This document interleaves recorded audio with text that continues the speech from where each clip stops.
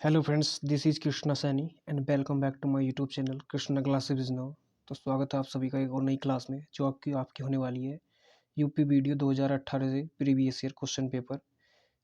तो आज का पहला प्रश्न इस प्रकार दिया गया है, कंप्यूटर में पिंग कमांड का उपयोग है। कंप्यूटर में पिंग कमांड का क्या उपयोग है?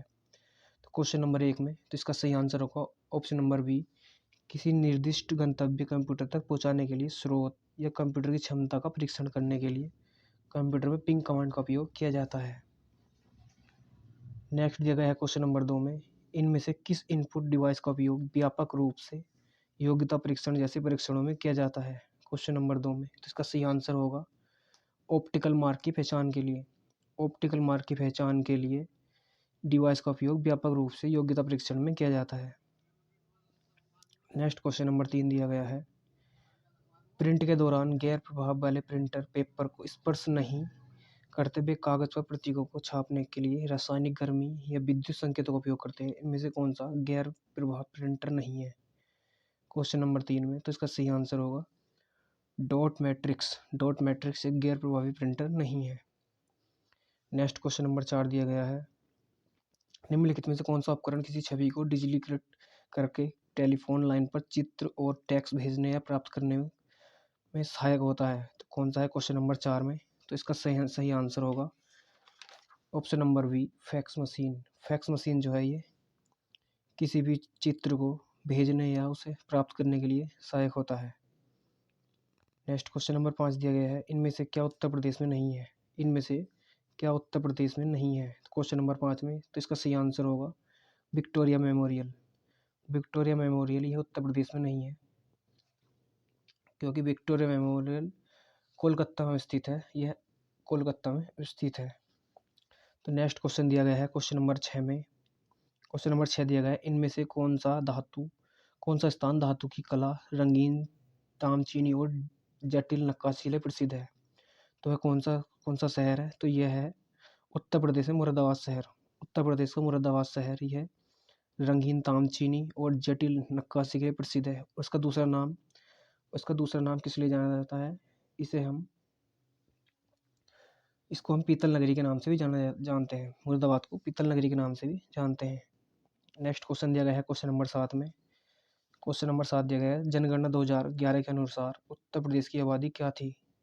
जनगणना 2011 के अनुसार उत्तर प्रदेश की आबादी क्या थी? तो इसका सही आंसर होगा लगभग 200 मिलियन। लगभग 200 मिलियन उत्तर प्रदेश की आबादी 2011 के अनुसार थी।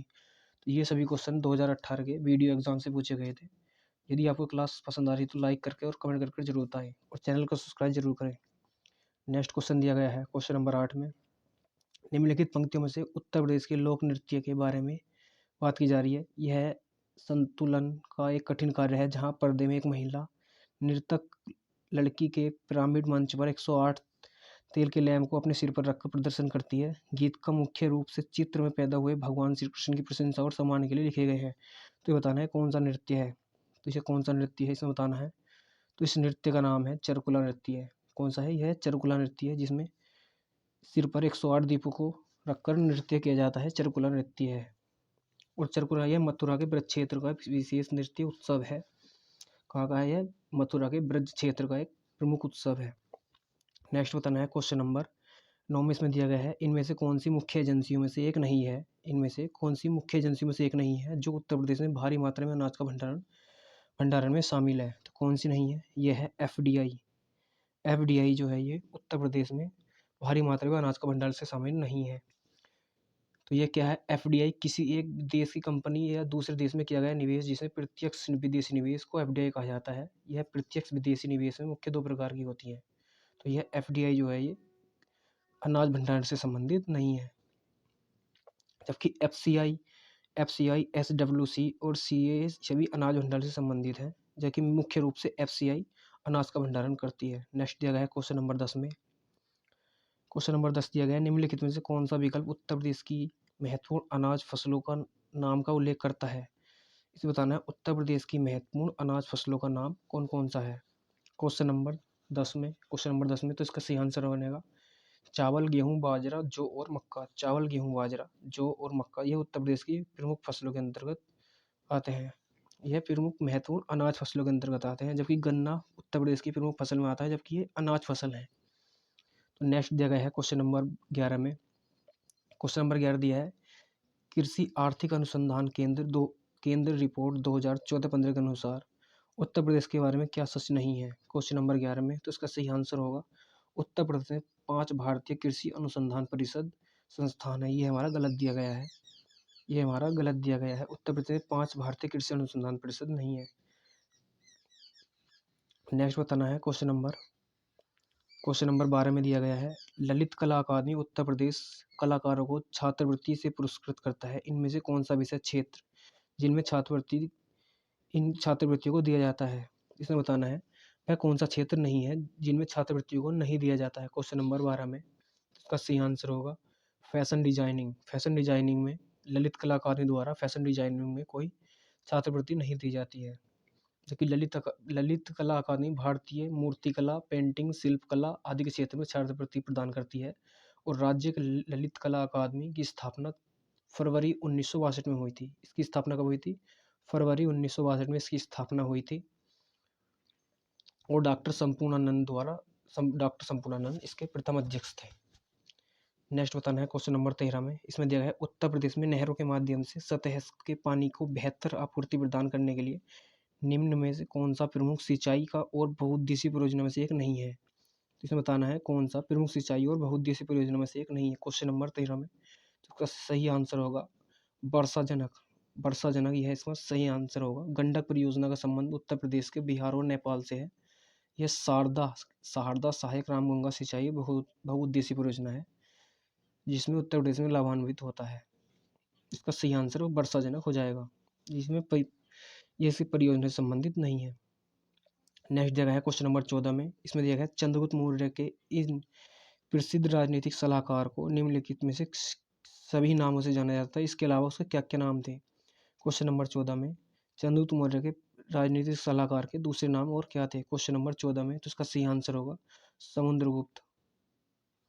चंद्रगुप्त मौर्य के इस प्रसिद्ध राजनीतिक सलाहकार को निम्नलिखित सभी नामों से जाना जाता था। इसके अलावा उसके कौन सा नाम नहीं था?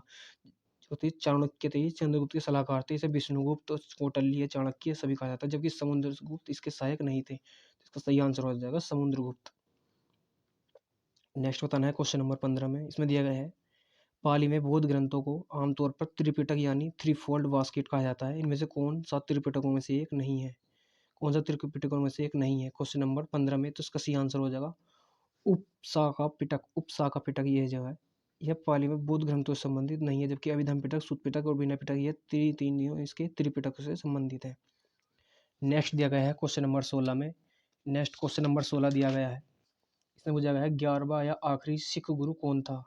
11वां या आखिरी सिख गुरु कौन था? क्वेश्चन नंबर 16 में। क्वेश्चन नंबर 16 में इसका सही आंसर होगा ऑप्शन नंबर डी, गुरु गोविंद सिंह। गुरु गोविंद सिंह 11वें या सिखों के आखिरी गुरु थे। सिखों के 11वें या आखिरी गुरु थे गुरु गोविंद सिंह। नेक्स्ट बताना है क्वेश्चन नंबर 17 में। क्वेश्चन नंबर 17 दिया गया है दी गई जानकारी से राजवंश की पहचान करें। इसमें दिया गया है पुष्यमित्र ने इस वंश की स्थापना की और उसके प्रभु दक्षिण में नर्मदा नदी तक फैले थे और पाटलिपुत्र, अयोध्या और विदिशा शहर से शामिल थे। उन्होंने 2 अश्वमेध बलिदान किए। उन्होंने बैक्ट्रियन राजा डेमेट्रियस को भी हराया। राजवंश का 5वां राजा भागभद्र था। पतंजलि के गौरव ग्रंथ महाभाष्य इस समय के दौरान लिखे गए थे। इसमें बताना है इसका सही आंसर क्या होगा। तो यह कौन से से संबंधित था? क्वेश्चन नंबर 17 में। तो यह संबंधित था शुंग वंश के राजवंश से। शुंग राजवंश से संबंधित था ये। शुंग राजवंश से संबंधित था। नेक्स्ट बताना है क्वेश्चन नंबर 18 में। क्वेश्चन नंबर 18 दिया गया है हर्षवर्धन ने 5 इंडीज को अपने नियंत्रण में लिया था। इनमें से कौन सा 5 इंडीज नहीं था? हर्षवर्धन ने जो 5 इंडीज को अपने नियंत्रण में लिया था, इनमें से कौन सा 5 इंडीज में नहीं था? तो इसका सही आंसर होगा पंजाब, कन्नौज, बंगाल, बिहार और उड़ीसा। पंजाब, बंगाल, कन्नौज, बिहार और उड़ीसा ये 5 इंडीज में शामिल नहीं था। हर्षवर्धन ने 5 इंडीज को अपने नियंत्रण, जिसमें सम्मिलित है पंजाब, कन्नौज, बंगाल, बिहार और उड़ीसा इससे संबंधित है। तो इसका सही आंसर हो जाएगा ऑप्शन नंबर बी। नेक्स्ट बताना है क्वेश्चन नंबर 19 में। अकबर के नवरत्न के बारे में इनमें से कौन सा सही ढंग से मेल नहीं खाता है? इसमें बताना है कौन सा सही ढंग से मेल नहीं खाता है। क्वेश्चन नंबर 9 में इसका सही 19 में इसका सही आंसर हो जाएगा राजा मानसिंह। वह राजा मानसिंह वह अकबर के वित्त मंत्री थे। राजा मानसिंह वह अकबर के वित्त मंत्री थे। यह मेल नहीं खाता है, यह मेल नहीं खाता है, क्योंकि अकबर के राज दरबार में नवरत्नों में राजा मानसिंह अकबर का सेनापति थे। ये कौन थे? राजा मानसिंह ये अकबर के सेनापति थे। जबकि इसमें दिया है वित्त मंत्री, ये वित्त मंत्री नहीं थे। तो इसका सही आंसर ऑप्शन नंबर बी हो जाएगा। नेक्स्ट जगह है क्वेश्चन नंबर 20 में, इनमें से टेक्टोनिक प्लेट के मूवमेंट या शिफ्ट के कारण होता है। जहाँ ये टेक्टोनिक प्लेट मिलते हैं उसे क्या कहा जाता है? कौन से टेक्टोनिक प्लेट के मूवमेंट या शिफ्ट के कारण होता है? जहाँ टेक्टोनिक प्लेट मिलते हैं उन्हें क्या कहा जाता है? क्वेश्चन नंबर 120 में इसका सही आंसर होगा भूकंप। भूकंप जो होता है टेक्टोनिक प्लेट के मूवमेंट या शिफ्ट के कारण होता है, तो इन्हें भूकंप कहा जाता है। नेक्स्ट बताना है भूकंप के आने के कारण मूलभूत टेक्टोनिक प्लेटों के संचलन होता है। नेक्स्ट है क्वेश्चन नंबर 121 में, दुनिया को समय क्षेत्रों में बांटा गया है। समय क्षेत्रों की कुल संख्या क्या है? दुनिया को समय क्षेत्रों में बांटा गया है। समय क्षेत्रों की कुल संख्या कितनी है? तो पूरी दुनिया में कुल 24 समय क्षेत्रों में बांटा गया है। दुनिया को पूरे कुल 24 समय क्षेत्रों में बांटा गया है। और भारत में केवल एक समय क्षेत्र है। वर्तमान में सर्वाधिक समय क्षेत्र टाइम जोन जो है फ्रांस के पास है। कुल जो है इनके फ्रांस के पास 12 जोन है, जबकि भारत में केवल एक समय स्रोत है। नेक्स्ट जगह है क्वेश्चन नंबर 122 में, भारत का मानक समय मेरिडियन कौन सा है? भारत का मानक समय मेरिडियन कौन सा है?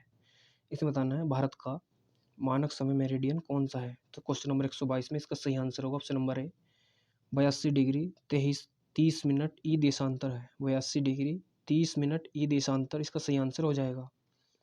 नेक्स्ट बताना है क्वेश्चन नंबर 123 में, इनमें से कौन सा महान हिमालय हिमाद्री में पर्वत शिखर नहीं है?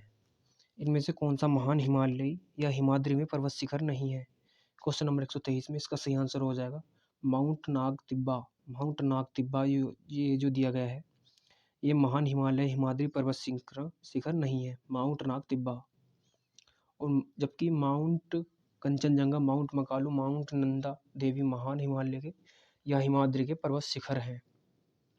नेक्स्ट जगह है क्वेश्चन नंबर 124 में, इनमें से कौन सी भारतीय क्षेत्र में एक खाड़ी नहीं है? इनमें से कौन सी भारतीय क्षेत्र में एक खाड़ी नहीं है? इसे बताना है भारतीय क्षेत्र में कौन सी एक खाड़ी नहीं है। क्वेश्चन नंबर 124 में इसका सही आंसर होगा अकाबे की खाड़ी। अकाबे की खाड़ी जो दी गई है ये भारत की क्षेत्रीय खाड़ी नहीं है। ये जो है अकाबा की खाड़ी, जबकि अकाबा की खाड़ी लाल सागर के उत्तरी भाग में सिनाई प्रायद्वीप के पूर्व में अरब सागर की मुख्य भूमि से पश्चिम में स्थित है। अकाबा की खाड़ी के किनारे मिस्र, इजराइल, जॉर्डन और सऊदी अरब देश स्थित है। अकाबा की खाड़ी के किनारे मिस्र, इजराइल, जॉर्डन व सऊदी अरब देश इसके इस किनारे बसे हुए हैं। नेक्स्ट बताना है 125 में, इनमें से कौन सा यूरोपीय देश है? इसमें बताना है कौन सा इसमें से यूरोपीय देश दिया गया है क्वेश्चन नंबर 125 में। तो इसका सही आंसर होगा इसमें है बुल्गारिया जो दिया गया है। ये बुल्गारिया यह है यूरोपीय देश है। बुल्गारिया यूरोपीय महाद्वीप में एक देश है। इसकी राजधानी सोफिया है। बुल्गारिया की राजधानी क्या है? इसकी राजधानी है सोफिया। सोफिया इसकी राजधानी है।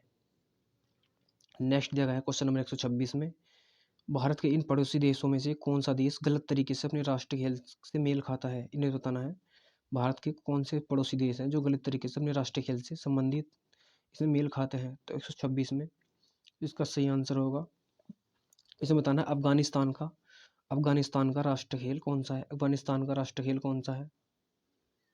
अफगानिस्तान का दिया गया है इसमें बुजकाशी दिया गया है, ये हमारा सही दिया गया है। बांग्लादेश का क्रिकेट, बांग्लादेश का जो दिया गया है क्रिकेट दिया गया है ये हमारा गलत दिया गया है।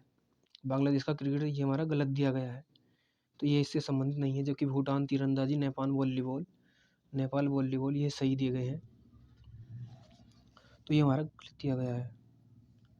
नेक्स्ट बताना है क्वेश्चन नंबर 127 में, बारिश की छाया तब बनाई जाती है जब बारिश की छाएं तब बनाई जाती हैं जब हवाएं नमी को ऊपर उठाने के लिए तेजी से बढ़ती हैं। जहां हवा ठंडी होती है और बारिश या बर्फ के रूप में अपनी नमी को वेग से नीचे गिराने के लिए संघनित होती है, इनमें से कौन सा वर्षा छाया का प्रभाव नहीं बनाता है? इनमें से कौन सा वर्षा छाया का प्रभाव नहीं बनाता है? क्वेश्चन नंबर 127 में यो है भूमध्य सागर के तटीय क्षेत्र। भूमध्य सागर के जो तटीय क्षेत्र है ये इससे संबंधित नहीं है।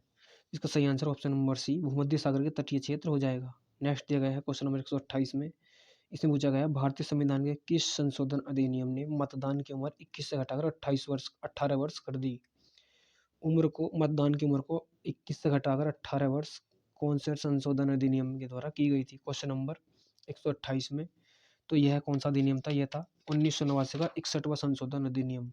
1989 का 61वां संशोधन अधिनियम, इसके द्वारा मतदान की उम्र को 21 से घटाकर 18 वर्ष कर दिया गया था। नेक्स्ट का तो क्वेश्चन नंबर 129 में बताना है, इनमें से कौन सा संघ सूची के तहत कोई विषय नहीं है। इनमें से कौन सा संघ सूची के तहत कोई विषय नहीं है, क्वेश्चन नंबर 129 में। तो इसका सही आंसर होगा ऑप्शन नंबर ए, सार्वजनिक स्वास्थ्य। सार्वजनिक स्वास्थ्य इस संघ सूची के कोई विषय नहीं है। इस सार्वजनिक स्वास्थ्य विषय यह राज्य सूची का विषय है, यह राज्य सूची का विषय है। नेक्स्ट जगह है क्वेश्चन नंबर 130 में, इसमें पूछा है कृषि में नवाचार और उद्यमिता को बढ़ावा देने के उद्देश्य से भारत सरकार स्टार्टअप और उन्हें संभावित निवेशकों से जोड़ने में सक्षम बनाने के लिए एक नया कार्यक्रम शुरू कर रही है। इस कार्यक्रम को क्या कहा जाता है, क्वेश्चन नंबर 130 में। तो क्वेश्चन नंबर 130 में, तो इसका सही आंसर होगा, तो इसका सही आंसर हो जाएगा ऑप्शन नंबर बी, एग्री उड़ान। इस कार्यक्रम का क्या नाम है, इस कार्यक्रम का नाम है एग्री उड़ान, इस कार्यक्रम का नाम है। नेक्स्ट जगह है क्वेश्चन नंबर 131 में, इसमें वो जगह निम्नलिखित में से कौन सा संसद का कार्य नहीं है। इनमें से कौन सा संसद का कार्य नहीं है, क्वेश्चन नंबर 131 में। तो इसका सही आंसर कौन सा होगा, इसमें दिया गया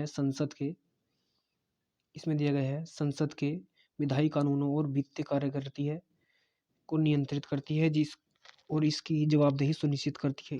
ये दिया गया संसद के कुछ चुनावी कार्य करती है, क्योंकि यह भारत के राष्ट्रपति और उपराष्ट्रपति का चुनाव करती है। नहीं देखा है संसद में संविधान यानी संशोधन में परिवर्तनों पर चर्चा करने के लागू करने का अधिकार है। यह संसद के पास कोई न्यायिक कार्य नहीं है, और राष्ट्रपति, उपराष्ट्रपति और सुप्रीम कोर्ट के उच्च न्यायालयों को न्यायाधीशों को हटाने के लिए मंत्रियों की परिषद के जिम्मेदार है। तो बताना है कौन सा इसमें सही हो जाएगा। तो इसका सही आंसर होगा ऑप्शन नंबर डी, संसद के पास कोई न्यायिक कार्य नहीं है। संसद के पास यह संसद का कौन सा कार्य नहीं है, यह इसका सही आंसर हो जाएगा। संसद के पास कोई न्यायिक कार्य नहीं है, और राष्ट्रपति, उपराष्ट्रपति और सुप्रीम कोर्ट और उच्च न्यायालय को न्यायाधीशों को हटाने के लिए मंत्रिपरिषद का जिम्मेदार होता है। यह संसद का कार्य नहीं है, ये हमारा गलत दिया गया है। नेक्स्ट बताना है क्वेश्चन नंबर 32 में, कलकत्ता अब कोलकाता में भारतीय सांख्यिकी संगठन की स्थापना किसने की थी। कलकत्ता में भारतीय सांख्यिकी संगठन की स्थापना किसके द्वारा की गई थी, क्वेश्चन नंबर 132 में। इसका सही आंसर होगा पीसी महालनोबिस द्वारा भारतीय सांख्यिकी संस्थान की स्थापना की गई थी। नेक्स्ट बताना है क्वेश्चन नंबर 133 में। क्वेश्चन नंबर 133 दिया गया है प्राथमिक क्षेत्र में श्रमिक 1 वर्ष से ज़्यादा समय बेरोजगार रहते हैं, इसलिए यदि उनमें कुछ श्रमिक प्राथमिक क्षेत्र से अन्य क्षेत्रों में स्थानांतरित कर दिए जाते हैं तो कुल प्राथमिक उत्पादन में कोई बदलाव नहीं रहेगा। इस प्रकार की बेरोजगारी को क्या कहा जाता है, जब प्राथमिक क्षेत्र में 1 वर्ष से ज़्यादा समय तक बेरोजगार रहते हैं, इसलिए इनमें से कुछ प्राथमिक क्षेत्र को अन्य क्षेत्रों में स्थानांतरित किए जाते हैं, तो कुल प्राथमिक क्षेत्र उत्पादन में कोई बदलाव नहीं रहेगा। इस प्रकार की बेरोजगारी को क्या कहा जाता है, क्वेश्चन नंबर 133 में बताना है। तो इसका सही आंसर हो जाएगा ऑप्शन नंबर बी, अंतर्निहित बेरोजगारी। इसको कहते हैं अंतर्निहित बेरोजगारी इसको कहते हैं। नेक्स्ट जगह है क्वेश्चन नंबर 134 में, इनमें से कौन सा महात्मा गांधी का आर्थिक विचार नहीं है। इसमें बताना महात्मा गांधी का कौन सा आर्थिक विचार नहीं है, क्वेश्चन नंबर 134 में। इसमें दिया गया है तो मशीनरी और नवीनतम तकनीक का अधिकतम उपयोग महात्मा गांधी का विचार नहीं है। इसका सही आंसर ऑप्शन नंबर सी हो जाएगा। नेक्स्ट जगह है क्वेश्चन नंबर 135, 7 मिशन कार्यक्रम का उद्देश्य लक्षित मील का पत्थर हासिल करने के लिए शहरों को निधि देना। इस कार्यक्रम के अलावा इसका सही विकल्प शामिल है, इसके अलावा कौन सा विकल्प इसमें शामिल है, क्वेश्चन नंबर 135 में। इसमें दिया गया है 100 स्मार्ट सिटी, अमूर्त या कायाकल्प और शहरी परिवर्तन के लिए अटल मिशन। इसे बताना है कौन सा सही होगा, क्वेश्चन नंबर 135 में। तो इसका सही आंसर हो जाएगा option number D. Option number D इसका सही आंसर हो जाएगा। इसमें दिया गया है अंतर्निहित सहायक पर राष्ट्रीय मिशन, अंतरिक्ष साहसिक पर राष्ट्रीय मिशन।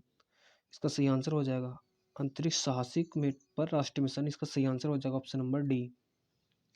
नेक्स्ट दिया गया है क्वेश्चन नंबर 136 में, यथा अगस्त 2018 से राज्यसभा के अध्यक्ष कौन है?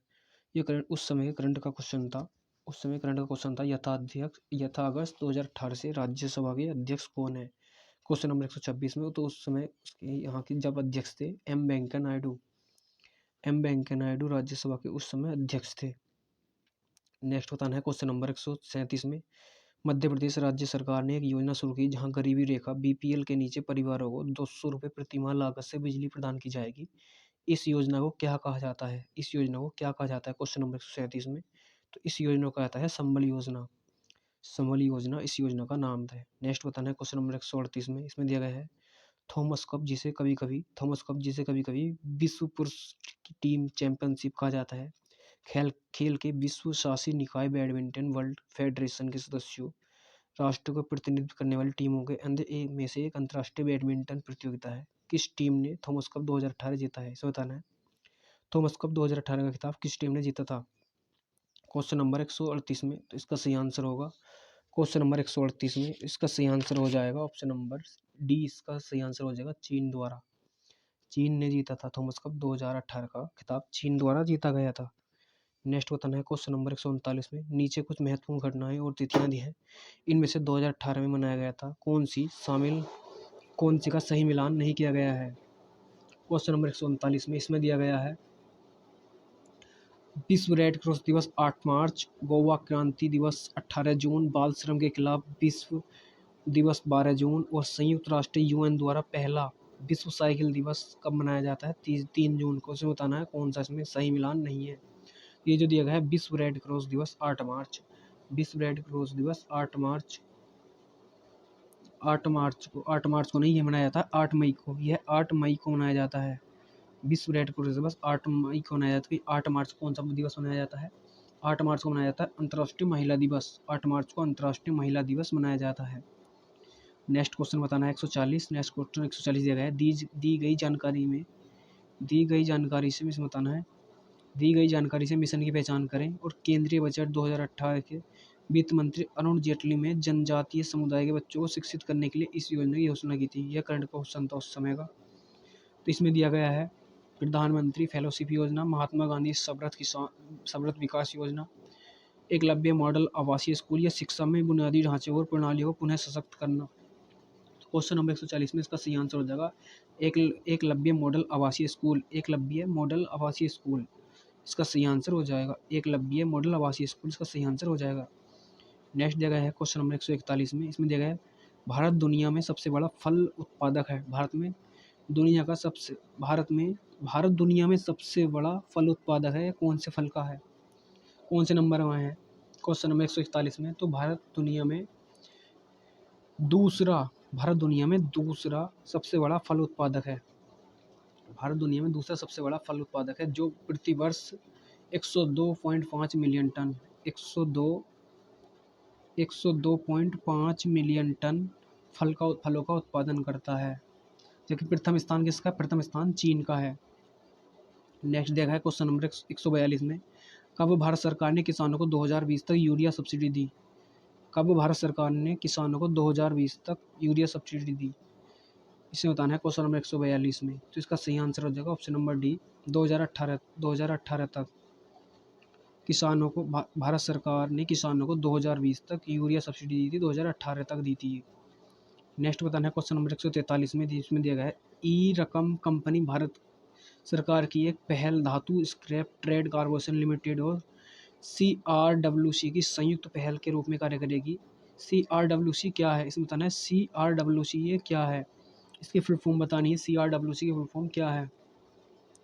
क्वेश्चन नंबर 143 में।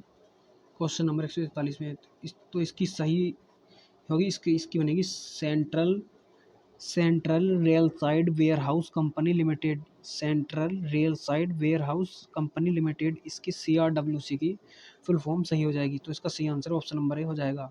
नेक्स्ट दिया गया है क्वेश्चन नंबर 144 में। इसमें दिया गया है ICAR रैंकिंग के अनुसार 2016-17 में कृषि विश्वविद्यालय की सूची में कौन सा कृषि विद्यालय शीर्ष पर है? इसमें बताना है कृषि विश्वविद्यालय कौन सा शीर्ष पर था 2016-17 के अनुसार। National dairy research institute Karnal Haryana, या भारतीय कृषि अनुसंधान संस्थान नई दिल्ली, या कृषि विज्ञान विश्वविद्यालय यू बेंगलुरु, या असम कृषि विश्वविद्यालय जोरहट। तो इसे बताना है कौन सा कृषि विश्वविद्यालय शीर्ष पर था क्वेश्चन नंबर 144 में। तो इसका सही आंसर होगा national dairy research institute Karnal Haryana जो होता है ये 2016-17 में शीर्ष पर था। नेक्स्ट बताना है क्वेश्चन नंबर 145 में। 145 में दिया गया है भारत में कई केंद्रीय सरकारी संगठन है जो कृषि विपणन में शामिल है, इनमें से कौन सा ऐसा संगठन नहीं है। इसे बताना है भारत में केंद्रीय सरकारी संगठन है जो कृषि विपणन से संबंधित है, इसमें कौन सा संगठन है जो कृषि से संबंधित नहीं है। क्वेश्चन नंबर 145 में इसका सही आंसर होगा भारत कृषि निगम। भारत कृषि निगम जो है भारतीय कृषि विपणन से संबंधित नहीं है। यह भारत कपास निगम, भारतीय खाद्य निगम, जबकि इसमें भारत कपास निगम, भारतीय खाद्य निगम और कृषि लागत और कीमतों का आयोग भारत सरकार के केंद्रीय सरकारी संगठन है जो कृषि विपणन से संबंधित है, जबकि ये भारत कृषि निगम इससे संबंधित नहीं है।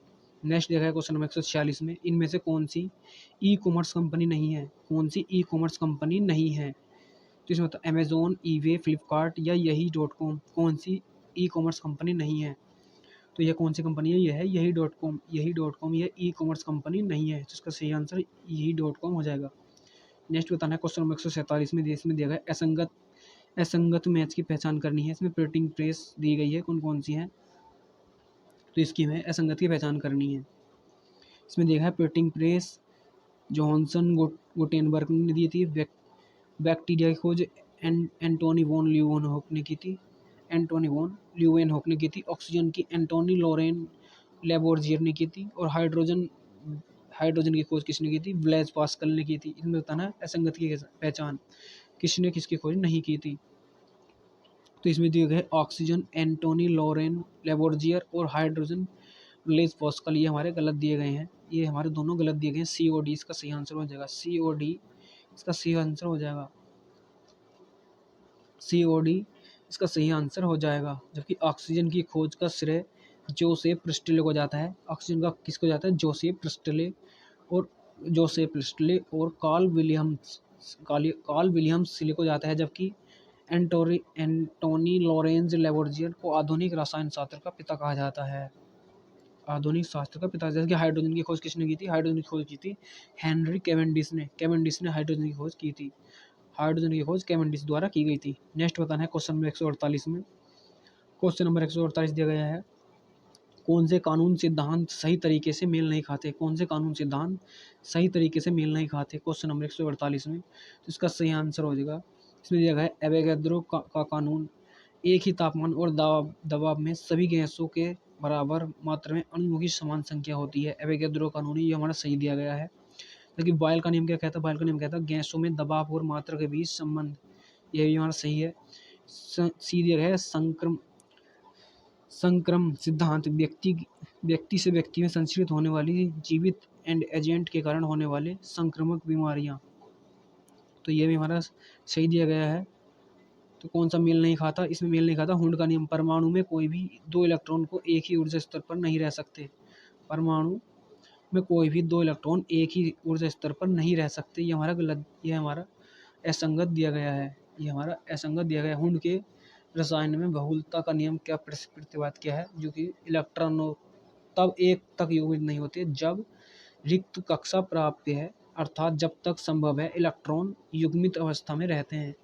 जब तक संभव है इलेक्ट्रॉन अयुग्मित अवस्था में रहते हैं। तो इसका सही आंसर हो जाएगा हुंड का नियम, ये हमारा असंगत दिया गया है।